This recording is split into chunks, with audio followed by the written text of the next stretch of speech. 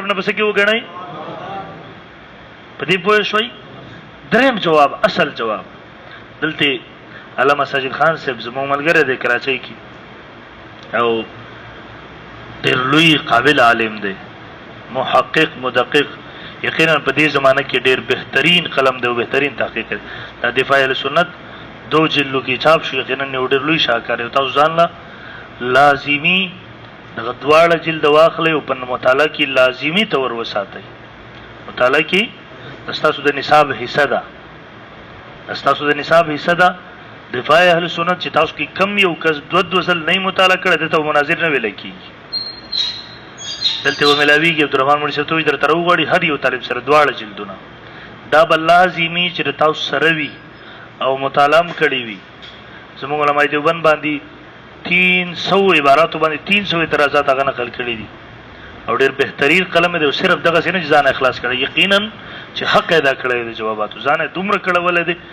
دغه عمر ذخیره چرته په یو ځکه نه ملاویږي. نو کتاب لازمي ځان ته واخلئ مطلب ټیک شو. د زبر سره ګورم چې لازمن تاسو تخصص طالبانو د هر یو کس سره ورزره دا به مطالعه کې ساتي ډېر اوږد دی ویل کېږي نه دلته کې موږ نصاب کې بیا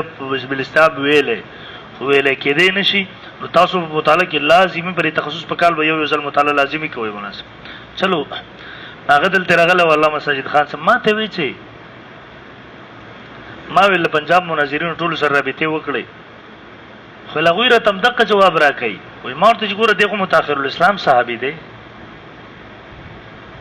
او دې نقل کوي د رکوعات رفع الیدین نو د دې صحیح جواب څه دی؟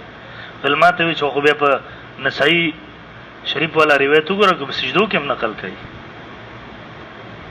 وایي ما ورته چې یار اسکو چھوڑ لو اپریک دوا. علامه سید خان صاحب ډېر قابل سړی دی خو لږ لهجه ترخه ده باندې ورته ګولي بار دو چھوڑ لو اسکو هغې باس نه دی خو دې مطلب سره ما ته ویل هغوی هم دغه خبره کوه مناسب ګوره بیا هغه ته ما ویله ما ورته زما ذهن کې چې کوم جواب راځي هغه دا دی ګورئ ملا صاحب